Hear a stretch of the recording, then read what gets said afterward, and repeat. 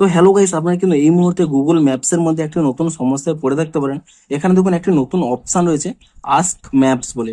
কিন্তু আপনাদের কিন্তু অনেকেরই এই নতুন অপশনটি কিন্তু আপনারা পাচ্ছেন না। তো আপনারাও যদি এই অপশনটি না পেয়ে থাকেন, এই অপশনটিকে কিভাবে আনবেন সেটাই জানাবো আজকের এই ভিডিওটিতে। তাই জন্য কিন্তু পুরো ভিডিওটি অবশ্যই দেখতে থাকুন। তো তার আগে ভিডিওটিকে অবশ্যই একটি লাইক করে দিন, এবং এই চ্যানেলে যদি আজই নতুন এসে থাকেন এখনই চ্যানেলটিকে সাবস্ক্রাইব করে রাখুন এরকম নতুন নতুন ভিডিও দেখার জন্য।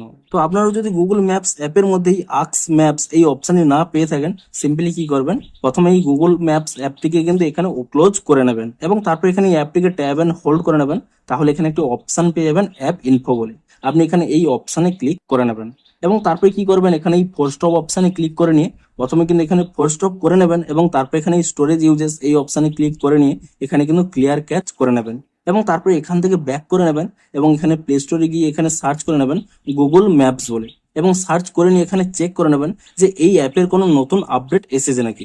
যদি এখানে কোনো নতুন আপডেট এসে থাকে অবশ্যই কিন্তু অ্যাপটিকে নতুন ভার্সনে আপডেটটি করে নেবেন।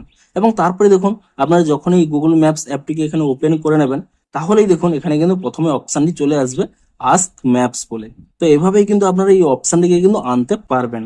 তো ভিডিওটি যদি একটু হেল্পফুল বলে মনে হয় অবশ্যই একটি লাইক করে দিন। দেখা হচ্ছে আরো কোনো ইন্টারেস্টিং ভিডিওর সাথে। Thanks for watching.